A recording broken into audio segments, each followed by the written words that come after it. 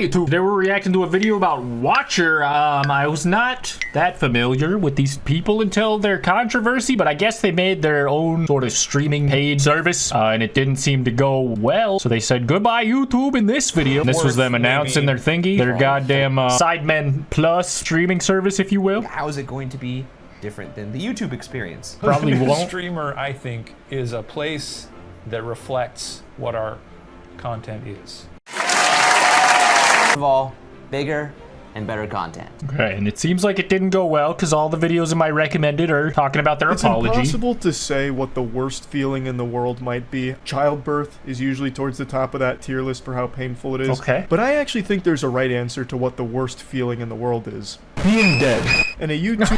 Wait, what is this? Is he okay? They experienced death for about 3 days when they released their goodbye YouTube video, where they announced that they were leaving the platform in order to have their own subscription-based third-party platform for their content going forward, and people didn't like that. They got spit on more than a mic at a beatboxing competition. That's a lot of spit. I don't understand how that ruins your reputation necessarily. Was it like, I guess they did say goodbye YouTube, but all right, let's just freaking hear them out, dude. This is for a video by Bills YT. I don't know if that stands for white or YouTube. I've never even knew that it could stand for white until like this year. I've been reading it as YouTube my entire life, and I am both white and a YouTube man. I don't know what I've been missing. Anyway. You've probably heard about Watcher recently being called out as the greediest YouTube group on the platform.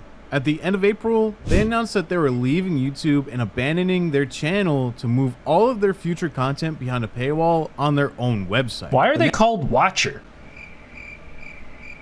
That makes no sense. That's me. And not anymore, because you took it away. Now, only a month later, they're back posting like nothing ever happened. Nice. 2 weeks ago, they posted a trailer for the new season of their web series Survival Mode. This video has only 90,000 views compared to their typical 1 to 8 million views per video. Yeah, looks like shit, buddy. Sorry, not sorry. In today's video, we'll look into one of the dumbest and greediest farewell videos ever posted on YouTube and see what Watcher has to say for themselves after their return. Now, this video isn't a pocket watch Watcher, no pun intended, but I just want to explain to you guys why everyone is so angry at them right now, why this situation has caused so much controversy, and why their reputation has been tainted. If you have no idea who Watcher is or why they left YouTube, let's briefly recap. Watcher is a YouTube group made up of Ryan Barrega, Stephen Lim, and Shane Madej. These three YouTubers started out as Buzzfeed employees and left Buzzfeed in 2019. I actually really did enjoy Unsolved, the true crime content that they had over on the Buzzfeed channel. So dude, I've heard good things about BuzzFeed Unsolved specifically. I wanna eat a whole fucking package of bagel bites and watch BuzzFeed Unsolved. See, that is just one example of someone giving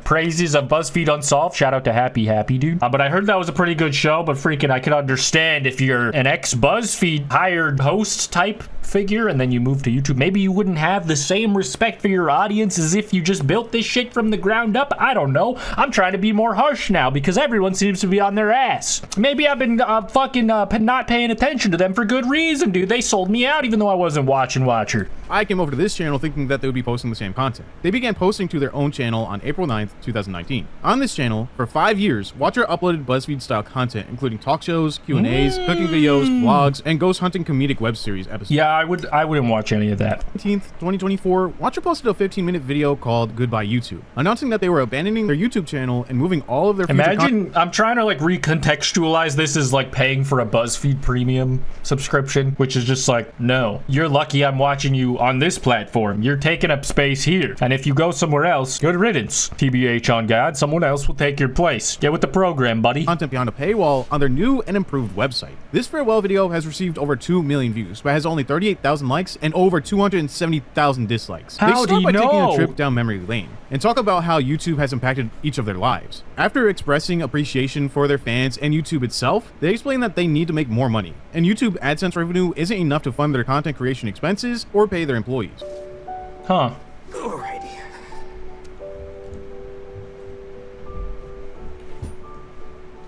Sell your Funko Pops, I guess. As it is. Just kidding. I wouldn't wish that on anyone. It's the right thing to do. If this is my last time on YouTube, then baby, what a life I've lived here. All that being said, we have realized that it would be great if we could find a way to rely less on advertising. Not make it such a big part of our business. So we've been working over the past few months and years, like how can we make this business more sustainable? How can we make something where we can make the things that we want to make for all of you guys and not be worried about all the other forces that are here? In terms of where this company is going and where I believe that we can be the most successful, YouTube is no longer the place for that.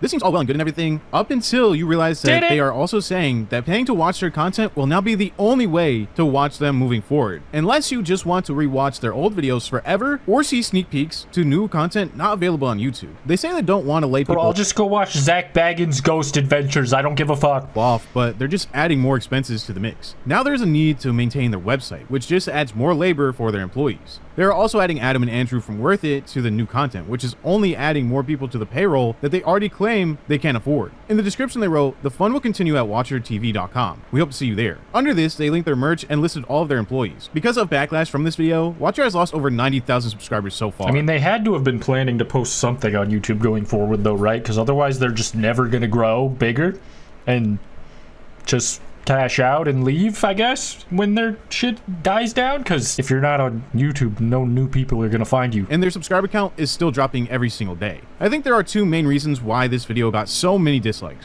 One, they talk about how much they appreciate their fans, but in the next breath show that they are completely out of touch with reality by saying it will be so easy for every single one of their fans to afford to pay for their new streaming platform every How much month. it costs? Second, I think anything more than $3.99 too many. saying that they hit a ceiling on what YouTube has to offer monetarily rubbed a lot of people the wrong way, because there are tons of YouTubers who post high production quality content and travel to make that content. Also, if there was a ceiling on how much money you can make on YouTube They gotta while pay posting the TV quality ghosts. content, there is a long list of YouTubers who would be closer to that ceiling than they are. Also, if their intentions were to make TV shows, they easily could have pitched their shows to an actual television network, not a social media platform. They also keep saying that their streaming platform is ad-free, but the reason why it's ad-free is because you already have to pay to subscribe to it. In the pinned comment, they put the same sentence from their description box saying, "See you all on our website." As they saw all the backlash pouring into the comment sections of their video after it went live, they added an edit to the pinned comment and wrote, "Edit. Hey y'all. Seeing a lot of folks saying that we're pulling all of our content off YouTube. To clarify, all the content on our YouTube channel will continue to live here forever. For new seasons, the first episodes will be released on YouTube, with the remaining coming out exclusively on the Watcher app." This was a last-ditch effort to avoid any further outrage.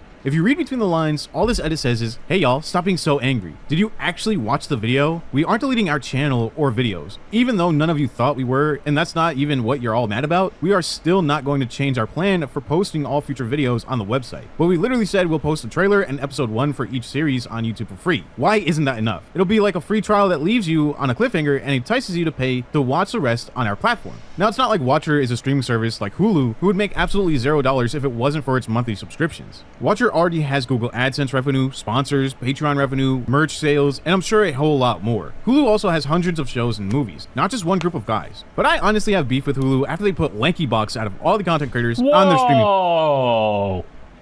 I gotta check that out and maybe hit up the shooting range later. Platform. Now, this video was clearly tone deaf, seeing that a huge portion of their fan base is either kids, broke college students, or people in their 20s who all don't have the extra money to be paying to watch Watcher every single month on top of all their other monthly bills and expenses. There is a huge financial crisis going on right now with extreme inflation, high cost of living, etc. I even saw a $10 regular sized bottle of orange juice at a grocery store yesterday, and it seems like rent nowadays is at least $2,000 a month. So yeah, you really can't get more tone deaf than this. YouTubers create memberships and Patreons all the time, but this is extra content. These creators don't completely get rid of their fans' ability to watch their main content for free. How much was their subscription thingy?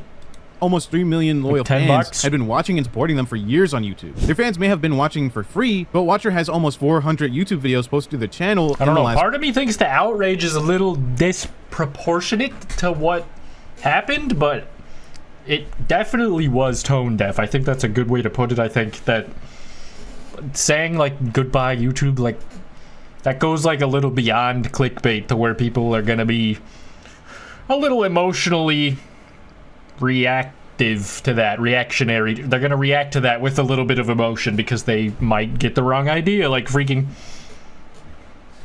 And I feel like you could see that pretty easily, but I don't know, maybe they didn't, I don't know.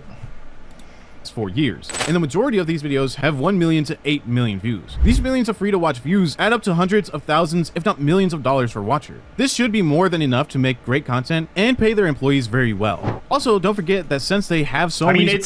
I think it's like a dumb idea, and then they also handled it badly as well. So it was like 2 mishaps for the price of what, I don't know, dude. Subscribers, they make tens of thousands of dollars per sponsorship. With some sponsors, they could make $50,000 on just one video alone. They also already had a Patreon account before this entire situation. I'm not sure if they've lost Patreon members due to this whole controversy or gained them after the apology video when they offered free Patreon memberships, but either way, they have 12,500 Patreon members as of today. Jeez. The member tiers are either $5, $10, or $25, $62,000 per month on Patreon alone. Hypothetically, if every member was subscribed to their highest tier, it would be over $300,000 a month. Given the fact that they're losing thousands of subscribers a day, I highly doubt that many people have joined their new free Patreon. And I would assume they're honestly, if they wanted to have the app just as to further their brand or like make it look really professional or have other stuff on it in the future or whatever, they probably could have just done like a 2B model where they have ads on it, and just like YouTube, but it's like their own ecosystem that they can do whatever they want with and push their Patreon people to it or whatever.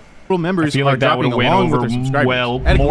Let me remember my 4 favorite words. 5 Nights at Freddy's. Okay, that'll do. Other than more apologies, Watcher also explained that another reason for them wanting to leave YouTube was that they didn't want to keep having to adhere to ad or sponsor friendly guidelines. This is because they make paranormal content, which can sometimes be demonetized or age restricted on YouTube if it's too creepy for young viewers. This is understandable, but that is not understandable.